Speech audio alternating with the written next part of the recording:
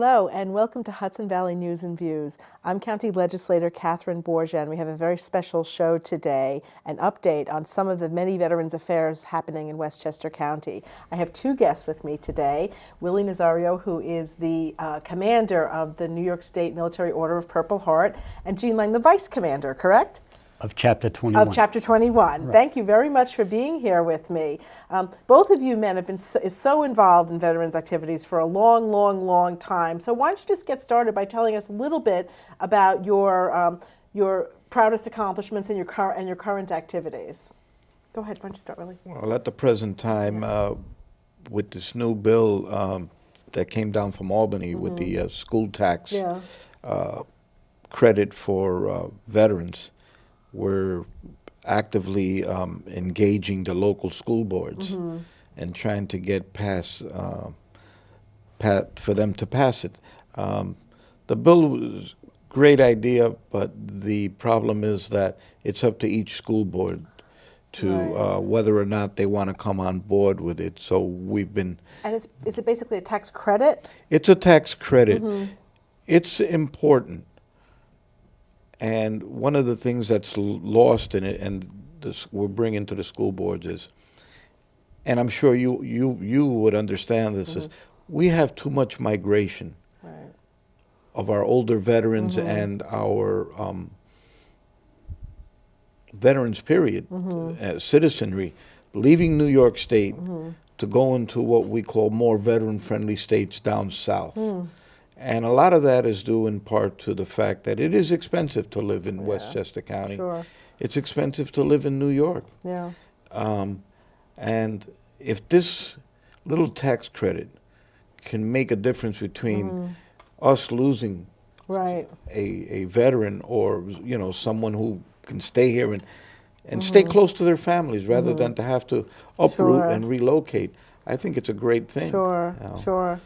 So tell me a little bit about the Order of the Purple Heart. I know that we've had some firsts here in Westchester County. Tell us a little bit about that campaign. Well, we are chartered by Congress. We are the only veterans service organization exclusively for combat wounded veterans. We're not-for-profit. We don't have a PAC, Political Action Committee. But maybe you should get one. That would help with the tax credits. Well, we're appearing in front of school boards. Right. That helps. Yeah. The thing that we do is mostly we advocate on behalf of veterans. We assist with the food pantry. We do coat drives. We're up and down, and we're not paid. We're not paid. I wouldn't want the money anyway. I'd probably throw it back into the kitty. This is a love that I have. And right now, as I had mentioned earlier to you, it's about giving voice to our veterans. Unfortunately, a lot of them don't voice their opinions, and especially the younger ones coming home, Iraq and Afghanistan veterans. And until we're able to pass the baton, we're going to advocate on their behalf. At the state level, at the federal level, whatever it takes. Well, you had mentioned that you're planning a trip to D.C. Yes, I've been chosen by our national headquarters out of all 50 states, Guam, Puerto Rico, and everything. We only selected 26 to attend Washington and speak to our Congress and senators, and with me I'm taking to have a different spin on things, an Iraqi vet who's a member of our order, and that's something that we try to do also, is mentor our younger veterans and show them the ropes so that they know what needs to be done. What do you think are the impediments to why younger veterans are not getting involved? Is it just a time thing, or do you need to have a little distance from your military experience before you're ready? I tend to agree with you on that. And also, as a younger veteran, you're busy. You're trying to raise a family, have a job, and you keep busy with that. I myself did not get involved until later on.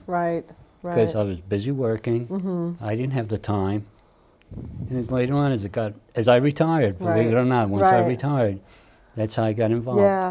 Well, I think it's wonderful, too, when people are willing to jump in and spend the amount of time that you two gentlemen and many other people do spend doing that advocacy, because I think that, you know, we've been involved in so many military conflicts, and we've spent so much of our nation's resources, including our human resources, our most precious resource, in our military pursuits. And people think about that part about it, but they don't necessarily think about, okay, what happens when veterans come home? And even in the best case scenario, what are the things that are needed to have a veteran re-enter and have a productive, good life? And then, of course, when it's not the best case scenario, what are the things that what are the resources that need to be in place? And I think I'm guilty of that. You know, you kind of think like, okay, you're back, you're busy, great.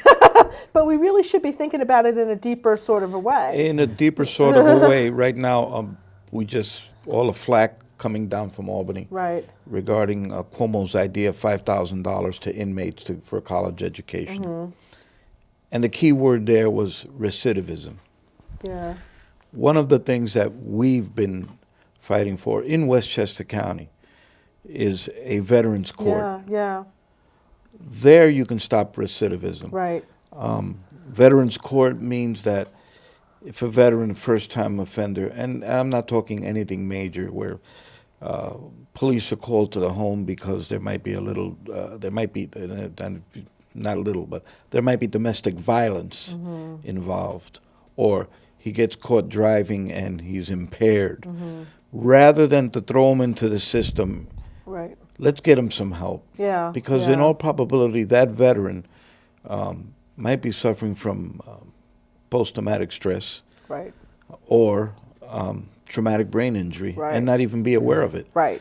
So now we have them, and if we can get them evaluated, we've got the best PTSD hospital in the nation, ranked #1, the FDR VA hospital at Montrose.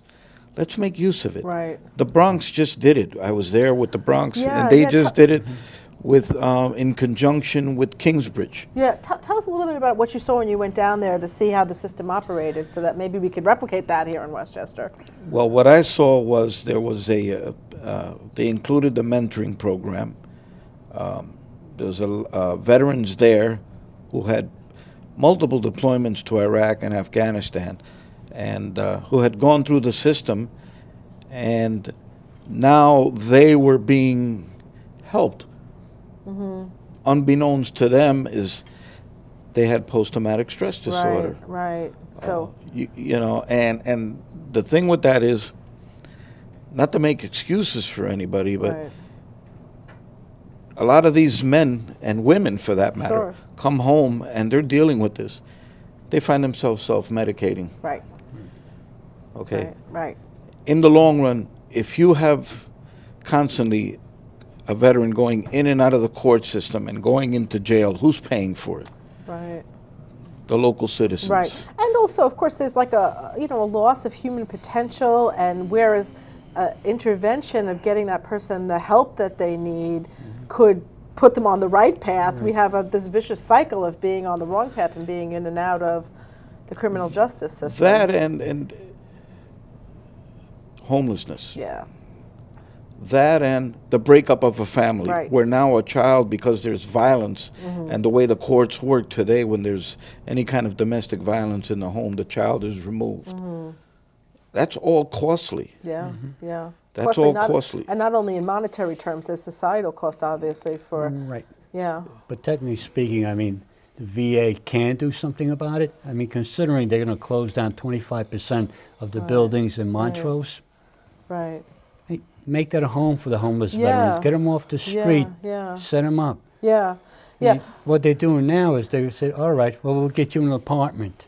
Terrific. Here's an apartment for you. No furniture.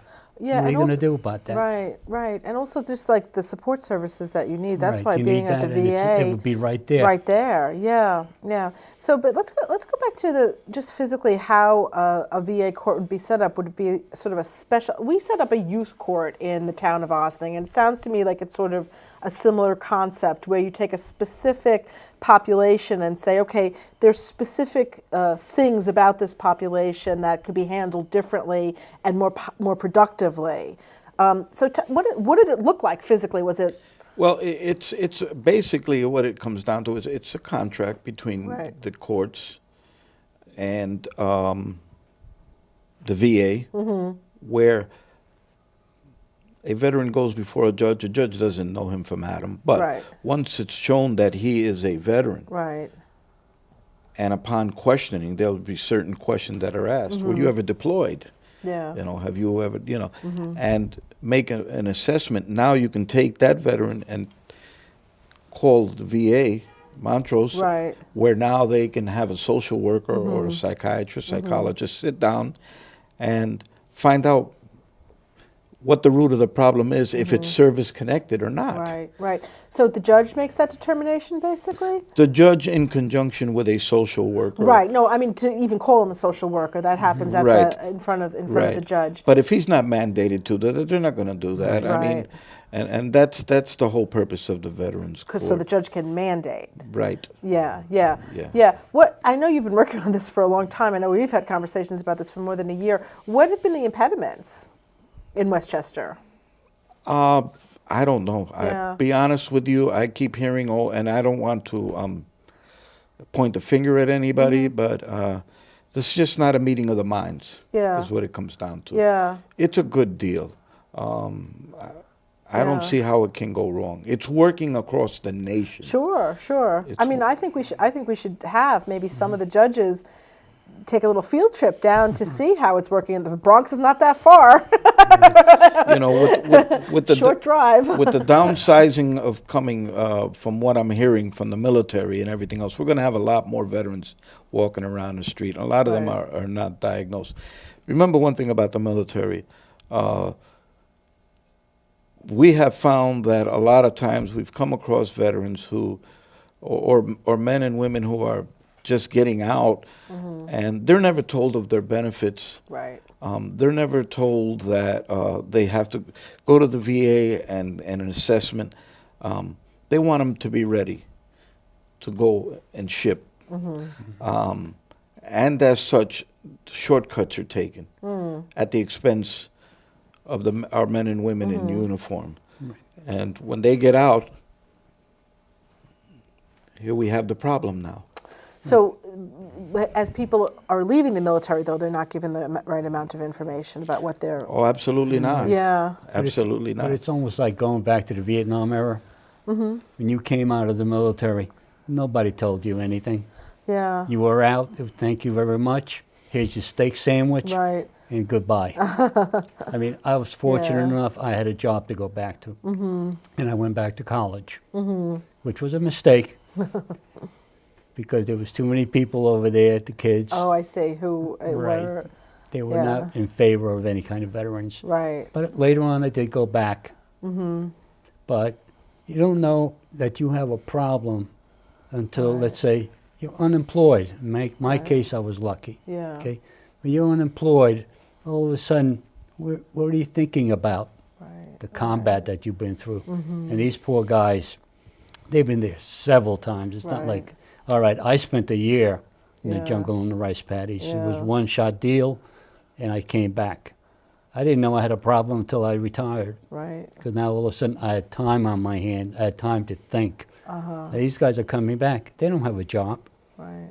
Now they have plenty of time to think. Yeah. And that's the worst thing. Yeah. Yeah, the suicide rate in the United States among veterans and active duty reserves and National Guard is 22 a day. You know, when I heard that statistic last summer, I mean, it's so horrifying. It's almost unbelievable that we could have that here in America. And that figure, I got it from Dr. Joe Amato, who is a suicide prevention coordinator out of the Montrose VA. We were at a a seminar, and when he said it, my jaw dropped. I said, you know, that's an epidemic. As Commander Gross of Chapter 21, he was just appalled, and he said it. That's an epidemic. That's something that the CDC and whatever should be looking at, because, you know, but we're back to what I said. If it's not diagnosed by the DOD, and now all of a sudden, well, thank you very much, here's your steak sandwich and you're on your way. Now how? How? Look at the homelessness rate among veterans. Look at the incarceration rate among veterans. Well, the Veterans Court might be a way to certainly improve that. Absolutely, absolutely. That would cut down the numbers drastically. Who's responsible for collecting the data on how many veterans are homeless? Do we have a real figure on that? That's a difficult one, because I know under Bloomberg in New York City, I forget who it was. One of my friends, who's also a veterans advocate, at the Westchester County Veterans Advisory Board meeting one time, he mentioned the fact that how are we going to get a count on veterans when you send out the police in the middle of the night on a day like today, where the temperature is frigid, and now you're going to send them out to take a head count, and now not only do you send them out, you send them out with police. So somebody living in a cardboard box trying to stay warm sees a police officer. You think they're going to hang around and give you whatever you need? They're gone. They disappear. You know, and you can't get an accurate count. A lot of it has to do with the confidentiality. A lot of these homeless shelters also, they come in one night, that's it, and it's all about confidentiality. They don't take much information or anything. So it is difficult.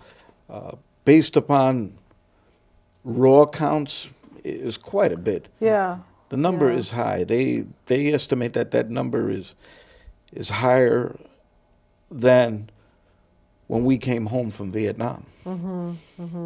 Because of the difficult economic conditions? I mean, one good thing about coming home during the Vietnam era was times were good economically in the United States. Well, keep in mind, like when the guys came back from World War II, there's so many people coming back. What do? You educate them. Right.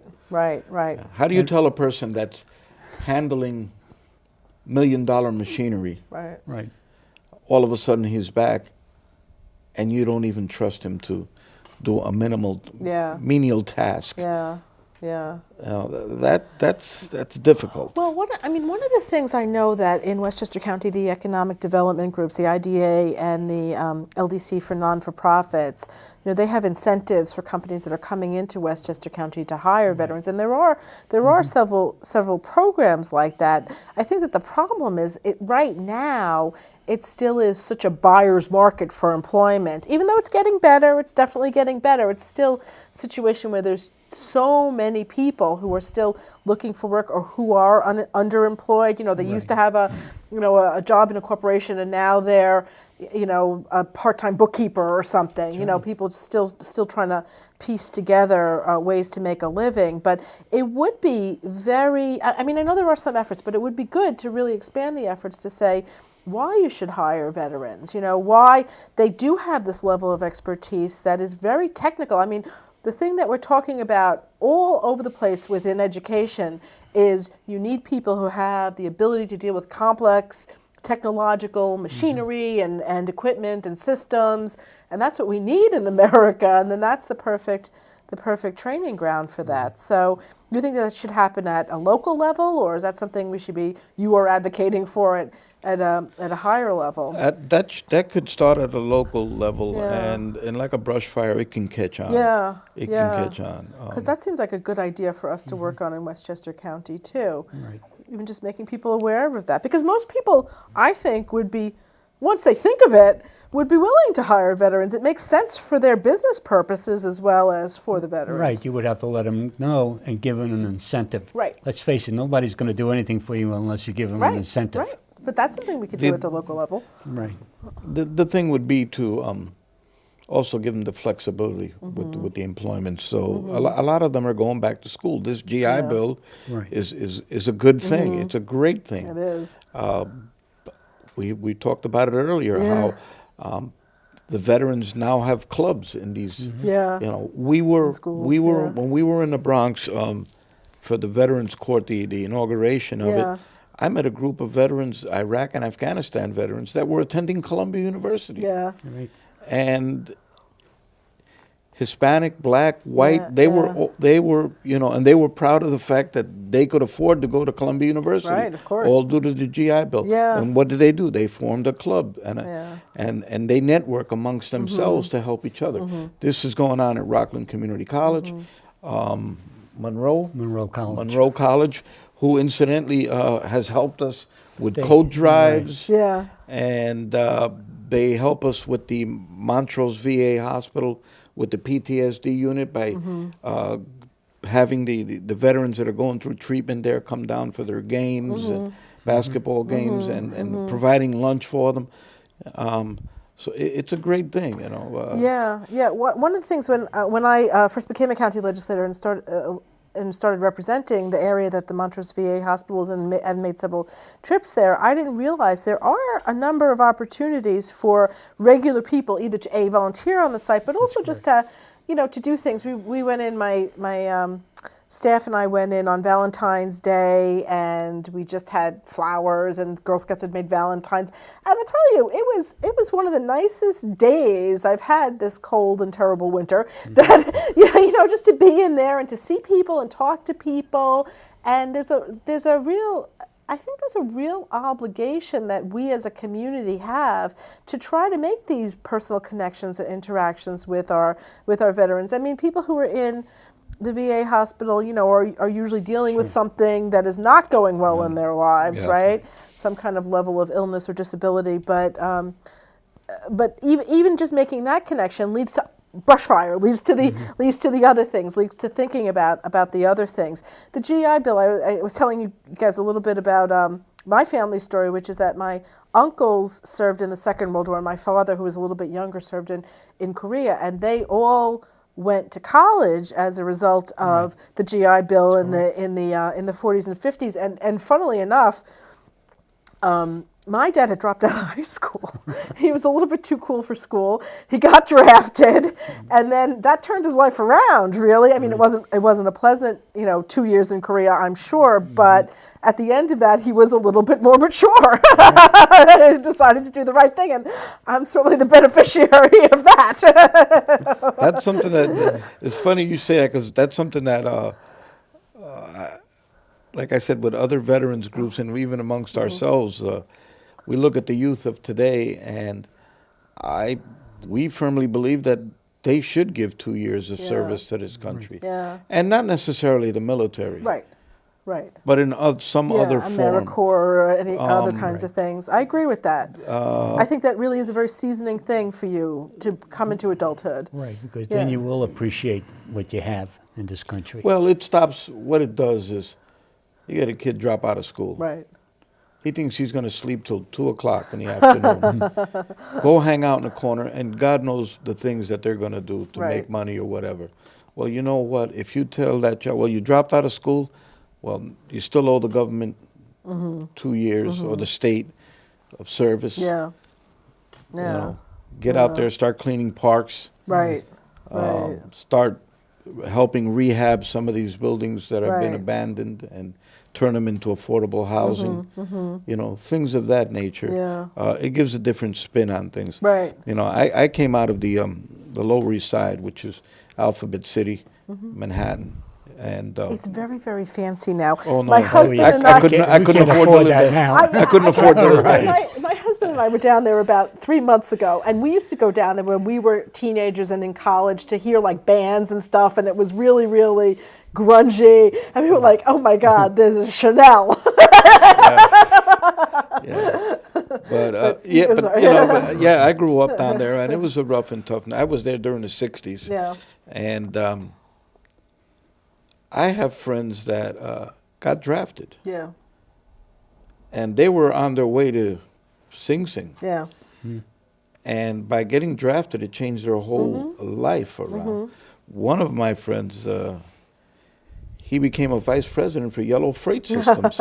He handled the whole Caribbean and Florida, and this guy was like, I think in high school he was voted most likely to take a life. Oh my goodness. But, but this is the, you change a person by giving them responsibility, by telling them, well, you know what, you're not sleeping late. Yeah. You're going to be at your JOB at 8 o'clock in the morning, 7, 9, whatever it takes. But, you have to teach them responsibility. People talk about people having expectations, unrealistic expectations, a sense of entitlement. Well, we can put a stop to all that. By doing that, that 2-year commitment. Yeah. Well, the thing I think is a useful thing for a lot of kids too. I have teenagers, and I have one daughter who just started college this year, and another daughter who's in high school. And I think that right now there is a lot of pressure on kids to sort of know what they want to do and lock into this thing, and they're kids, and some kind of service would also expand your horizons a little bit about what you like to do or even what you don't like to do. But, you get an opportunity. And also, I think, you guys know this being the passionate volunteers that you are, but a lot of people know this, which is that service to other people or to your community feels really, really good. When you have done something that helps other people, you get a lot out of it. That's almost like the secret of volunteering, how much it helps you to do things for other people. So that's one of the reasons why we go around with the proclamations. Like, as you know, Westchester County is a Purple Heart County. New York State is also a Purple Heart State. And this is one of the reasons to show the youth of America that, freedom is not free, something which Gene is always quoting. Well, you know what? I was born overseas. In a communist country. Oh my goodness, So I know what freedom is. Yeah. I was 9 years old when we went through the minefields to escape. Wow. So I know what it is, and I know I'm always quoting it. Yeah. But believe me, I appreciate it. Right. And people who don't know well, this what is, they have, and this is one of the reasons why we're an old friend of yours, Sandy Gallups, got the bill up in Albany to have the the new Tappan Zee Bridge renamed the Purple Heart Memorial Bridge. As a clear indication as people cross it that they're aware that a lot of people have sacrificed for the freedoms that we enjoy today. I appreciate the shout out, but don't call her old. She's young, vital. That's my best friend. I love the lady. She's good. Oh yeah, she is. I love the fact that she has an open door policy. She's easy to reach but she. I asked her once, and the next thing I know, I'm getting a call from her telling her, I got the bill. We got a number on it. Yeah. Well, let's talk about that because the Tappan Zee Bridge obviously is named after a governor, right? Which nobody knows. Right. But there is an opportunity, and do you feel that there is other support in the region for that? Yeah, we've got a few elected officials that are backing us on that. The new Rockland County exec is on board. Our county exec, Rob Astorino is on board. Congressman Maloney is on board. Putnam County exec Mary Ellen Odell is on board. Linda Puglisi, of course. Of course, yeah. And quite a few. Your partner in John Testa. Yeah. He's also on board. Yeah, he came on board. John. Well, we should do a resolution, at the county board. Absolutely. Yeah, that would be a good thing. That would Absolutely. be a good thing. Yeah. Absolutely. I don't know what, have you heard about any other, we know that there was that little spate of publicity when Pete Seeger died. But I don't think that's a good memorial to Pete Seeger because it's just not his kind of thing. Maybe the walkway across the Hudson. No. That would be a good thing for Pete Seeger. No, I would not even support that. No, they are veterans up there. Up there that are screaming. They don't want it. They're screaming. They don't want it. What, the walkway? Yeah. No, named after Pete Seeger. Yeah. He was not popular among the he veteran was not. population. They almost hold him in the same context as Hanoi Jane. So, no, this is something that we've wanted to do. You know, it's if people forget the sacrifices that are made by the men and women who put on a uniform, then it's of no value. I mean, it's a slap in the face. Right. Yes, it's a slap in the face to our men and women who have served. Yeah. Talk a little bit about the generational differences about the veterans. I know that because of our advances that we've made in medicine, basically, people now are surviving injuries that perhaps would have killed them in earlier conflicts. But that leads to some complications as well, right? I mean, even just this notion of traumatic brain injury is something that is that just that we understand it better now, or is it something to do with warfare as it exists now that makes it more common? I think it's the warfare that exists today makes it more common, because keep in mind that we fought a different war in Vietnam. Sure. The people in Iraq. The best slip. Iraq. Yeah. They also fought a different war. Sure. Most of their injuries came from explosive. Right. And we have to understand that does cause brain injury. Sure. So it's a different kind of thing. Whereas in Vietnam, it's mostly firefights. The equipment. Yeah. Right. And it's so interesting because even just in the past 20 years, we've learned so much more about how the brain works. And that it's a good fusion, at least, that we can understand traumatic brain injury from a medical point of view. But it seems like it still is a challenge for people maybe to understand that that's what's happening to them, because the symptoms are not so crystal clear, and what the actual cause of the difficulties that they're having is. So that's another thing, I think, where we have the knowledge and we have the abilities, but we're not necessarily fusing the people who need it together. Right. With the TBI, it's just a matter that a lot of it wasn't diagnosed upon separation from the military, and what I have found with these young veterans is it's about the mission. They get knocked on their backside after an explosion, and all they think about is the camaraderie and saving and setting up and then getting our people to safety and the mission. That particular young man or young lady may be bleeding through an ear, and wipe it off, and the mission. Meanwhile, they're getting headaches, they're taking aspirin, whatever, and not realizing that they've suffered a concussion. Right. And rather than to be taken out of the field, it's about the mission. I'm not leaving my people behind. I'm staying with them. Right. But that can't be only this conflict. I'm sure that people always felt that way. But I find it more so with the young people today that are in the. Is that because the roles are so technical that you really need everyone's level of expertise too, that people don't want to let down their team because they know how to do X task? I mean, I'm just speculating. Well, look at it this way. Look at it this way, something that's overlooked. You get a National Guard unit that goes overseas. For the most part, these guys have been together for the longest. That's right. It's not like when I got drafted to Vietnam, all of a sudden, the guy next to me is from Ohio and the other guy's from Louisiana. These guys, they know each other, subsequently, what happens is they develop friendships. Where now I know his wife knows my wife, and everybody knows one another. Right. So it really is more like a family. It's a family. Now imagine losing a family member and coming back home.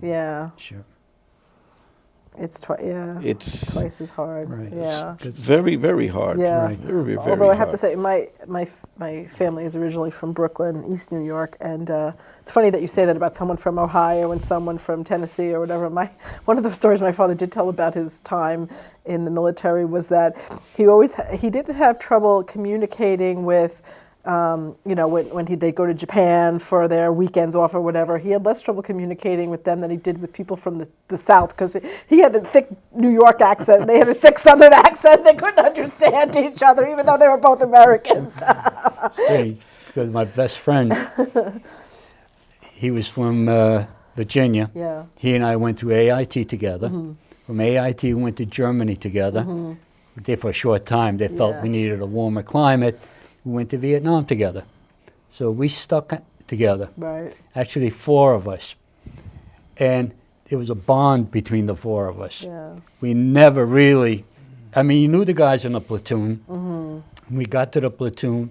The other guys, they had their bonds. They had their friends. They stuck together. You were accepted. Right. Okay? And the same thing as we were there, they left. We got older, we progressed in rank.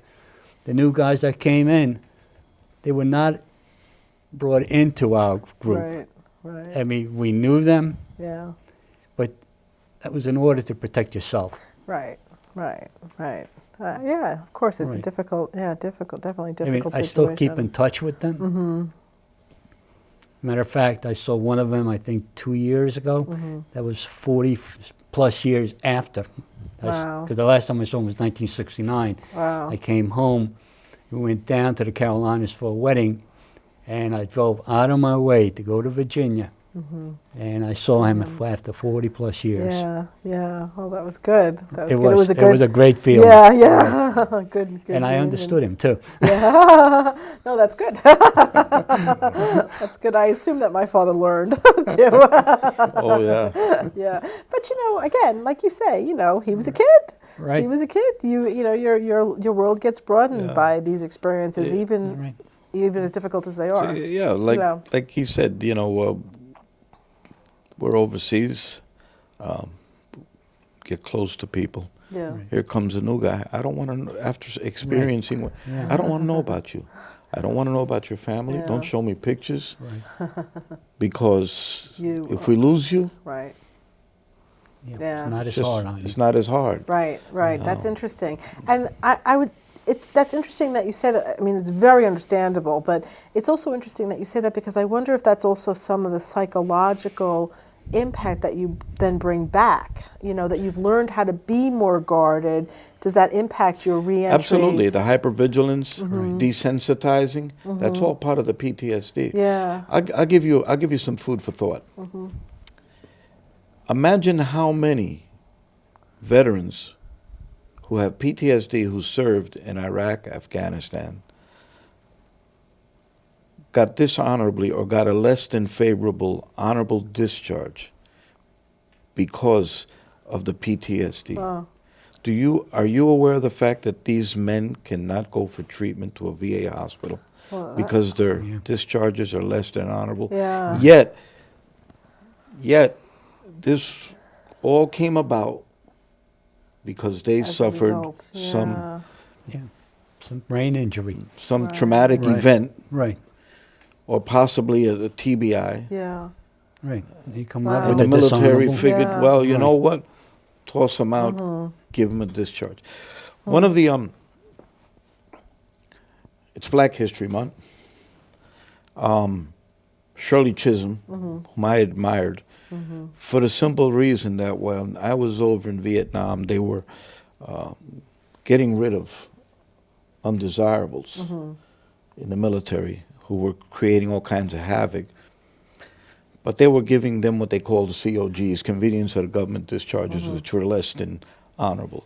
And while she was alive, she fought like hell to have them reversed, to change, to have them change those, because these men thought they were getting the real deal, and they were sent home. Get them out of here. We don't want them here. Come home to find out that they're not going to enjoy the benefits of somebody who's been honorably discharged. Yeah. This is what's happened with a lot of these veterans that have PTSD. Yeah. So what's the remedy for that? Is that something that needs to happen? I guess it needs to happen at the federal level, at the... Only at the federal level can you change somebody's discharge. Right. It has to be reviewed on a one-by-one case. Oh, my goodness. Individual case. Individual case. So people probably don't even know that they should do that, right? I mean, if you get a less than honorable discharge, that's probably something you want to put behind you as fast as you can and go forward. Right. Yeah. But like Willie said, you're not eligible for any benefits. Right. Nothing. Right. Yeah. So you know, I mean, you don't even know to fight to get that changed. I think that's on our website, right? Isn't it? It is. Yeah, we have it up on our... Tell me what your website is. What is it? Okay, what I have is, it's a Facebook page. Okay. Military Order of the Purple Heart, Chapter 21. Alrighty. You Google that, it will drop down to the page and you click on it. Okay, I'm going to And it will encourage take you people to right do that. into it. Yeah. We have a nice video which I came across, which our national headquarters had sent down to us, and it was on all types of legislation and everything. And I looked at it and I said, I never thought about that.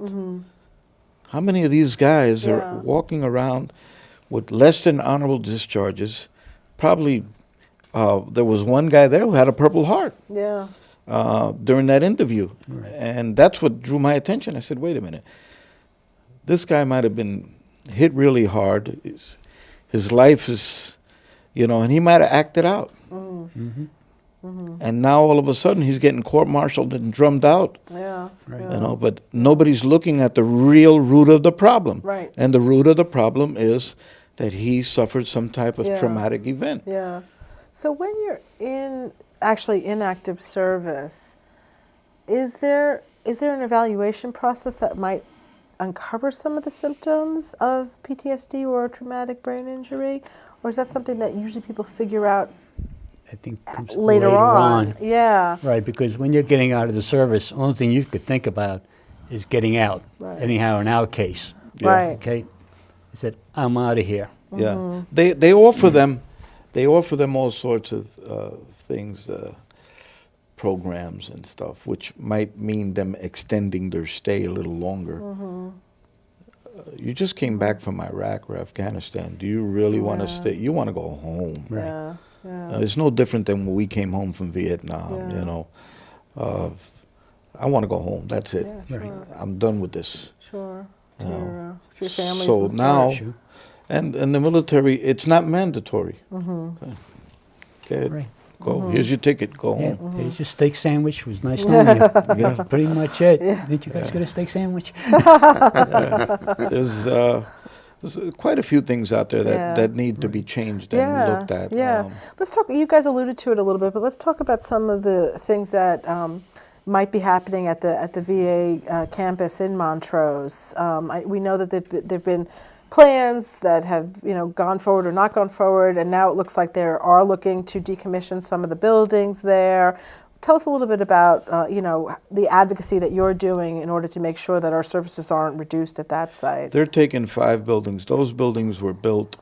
That whole campus was actually built, and FDR was alive when they decided to do that. Yeah. That's probably the only VA hospital in the nation that was named after a sitting president. Was that a WPA project?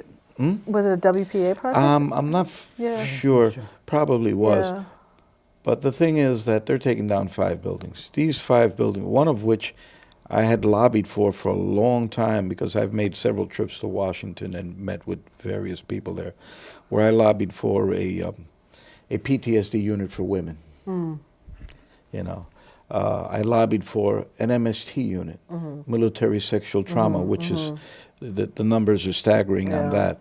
But there is some attention being paid to that more recently. But why not take full advantage of this hospital here? Right. And you've got trained people there that have been doing this for years, for decades. Why not take full advantage of it? No, they'd rather pay, from what I was told by the acting director of the facility, up to anywhere upwards up to $1.5 million for abatements on lead, asbestos, and other carcinogens, because these buildings were built way back in the day when a lot wasn't known about these things. And how cancer-causing they can be. Right.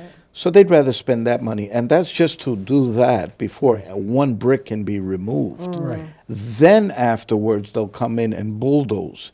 So I said to the acting director, I said, well, if you're going to do that, why don't you reach out to some of these non-for-profit organizations that are out there that are willing to do some work with veterans, assisted living, and things of that nature, even a Fisher House. Yeah. You know, and they said, no, this is coming down. Well, we went through a whole song and dance, and later on, they had another meeting with somebody else, an elected official who I won't even mention, and he went up there with his contingency, but they already knew what our qualms were. We had already hit them with everything under the sun, the lack of services, and and how come services are being sent all over what they call the VISN, which is the region that we're in, but yet nothing is coming to Montrose. Right. And they had all the answers for this elected official. They even told them, no, we're going to take these down because we're going to put more buildings. We're going to build something new, which... Yeah. So the plan to take down the buildings, you are worried that those services that are provided in those buildings will go away. Is that well, these gone. these buildings, There's nothing in there. they They're took empty. them out. There's They're vacant. nothing there. They let these buildings fall apart. Yeah. They know what they want to do. They cut down the heating Right. and everything else, let the pipes burst, everything. Even though they're sealed, they're claiming that it's a safety issue. They're afraid one of the patients might get in there. Those things are sealed up tight. But they did that, and they knew what they were doing. So are the services, though, still provided there? Is there a PTSD for women? No, area No, there? not in Oh, Montrose. yeah. no. Yeah. Everything they used to have operating rooms there. I was a full service hospital at one point in time, and gradually they've just scalpeled here and take this away and send this over there and send this over there, and downsized it. At one point, that hospital was the largest employer in Westchester County. Wow. Wow. That's It is something. no longer so. Yeah. Yeah. And this is something that Town Supervisor Linda Puglisi has brought to their attention. Says, you know what? These are jobs. Right. You know, they talk about getting jobs for veterans. Why don't you bring back services right. here and put That's some right. of these veterans to Excuse work? me. Yeah. Yeah. Exactly. Exactly. They used to have fix the wheelchairs, and that was the veterans were taught. They had carpentry. There's a bowling alley in there, and yet It's not being used. not being used. Yet we lay out money so that the veterans there can be taken to West Point to go bowling. there. Right. Yeah. Yeah. So just what happens to veterans in Westchester if there's a female veteran who needs PTSD treatment? What happens? They get put in the general population, or they have to go someplace else? What? They have to go someplace else. Not in Montrose. Yeah. Not in Montrose. I think there is possibly 6 beds in East Brunswick at the VA hospital there, I think. Which, Right, and I'm not sure about Kingsbridge. no. Yeah. No. Yeah. So, I mean, another serious problem with reducing the amount of services that happen there is that it really forces veterans to have to travel far for their Right. to get things that if they had more locally, it certainly would be easier on them and their families to make the recovery that they need to make. So, You have the New York State Nursing Home there. yeah. And in order to be in a New York State Nursing Home, you have to be a veteran. Now, I'm sure there are men in there and women who require dialysis. Yeah. So, Dialysis for any veteran in the Hudson Valley healthcare system, when I say that, I'm talking about Castle Point and Montrose. They have to be driven down to Kingsbridge, down to the Bronx.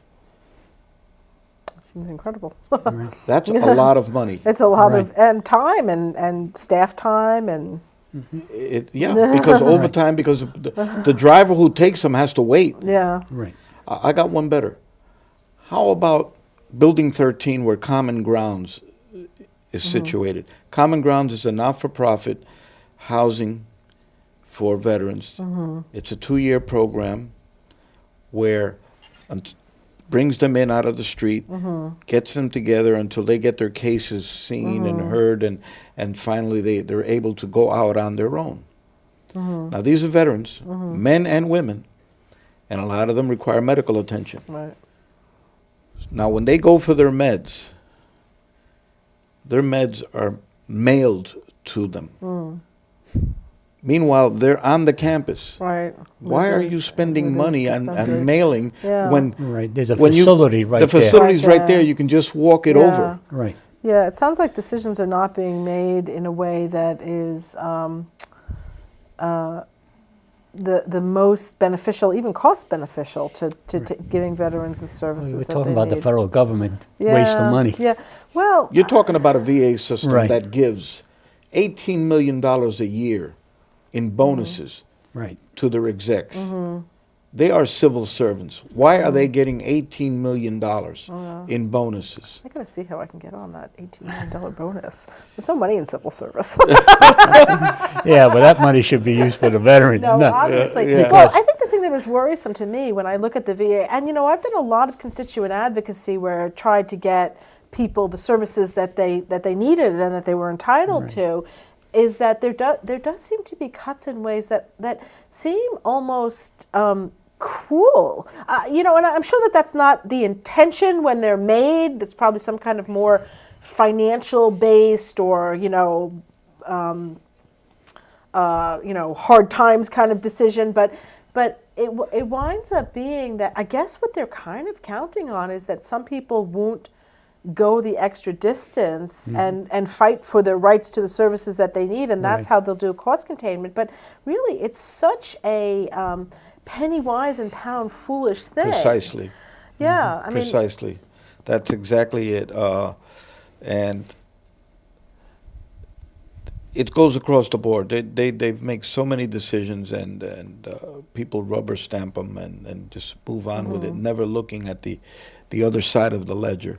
And this is proof of it. I look at that. Look at the swimming pool. They closed that down. Now, someone who has suffered traumatic brain injury or some type of incapacitating injury, that pool is very therapeutic. Yeah, swimming's one very of the best therapeutic. exercises, right? But they did not PM it properly, preventive maintenance, and they let it fall into shambles until finally they said, "Hey, that's not safe. Everybody out of the pool." Right. Because they knew what they were doing.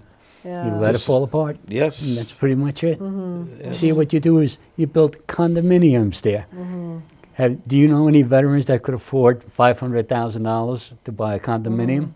Because that's what they want to do. $1 million? Yeah. Well, I'm sure that there Townhouse are some. overlooking the Hudson. That guy who became the vice president. Yeah. Yeah, he could afford it. But that's what they want to do. Yeah. There's so many programs they cut out. They used to have greenhouses there teaching the veterans how to plants and how to grow various things. And they just took away everything. Right. And it seems like it used to be a much more thriving part of the community. That was a very vibrant community. Yeah. Weekends, guys had things to do. Look at that auditorium. They let that auditorium fall apart. That auditorium had projectors in there to show movies and all kinds of entertainment. One of the suggestions came from the Westchester County Veterans Advisory Board was turn it into a USO museum and show old clips of Bob Hope and provide entertainment. I mean, it'd be perfect. I mean, you have West Point up the road. You got Camp Smith.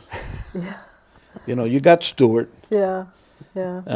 Have you guys been to that? It's small, but it was very interesting, that Veterans Museum that's on the site of You talking about the Purple Heart Hall of Honor? No, in one of the county parks. Oh, Lasden Park. Lasden, yeah. Yes. Yeah, right. It's small, but I tell Very you, small. it's nice. It's got a lot of very interesting artifacts from Westchester veterans. I really had it is small, but I had a good afternoon there. I believe it's run by the Vietnam veterans. Yes. And Dan Griffith. Yeah. And they put in, they did that video talking to many different Westchester veterans. That it's short. It's probably about an hour or so, but it's really, really fascinating. And that's the kind of thing, though, that small as it is, it's the kind of thing that I think is really important to do, because more than even just like a military history, it really brought in the personal history of people's experiences, And the one thing I thought was really just amazing is they have a Bible that a Civil War soldier carried, on his person, like a small Bible. So they have people's personal artifacts, which I think really brings it home.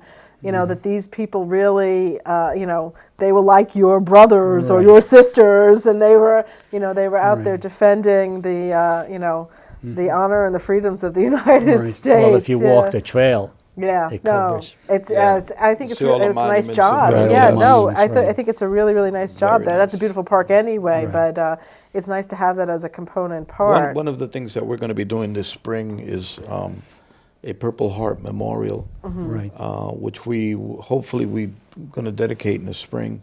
We're in the process now of having it done. We have to go up and check it out. It's a beautiful, almost like a red stone.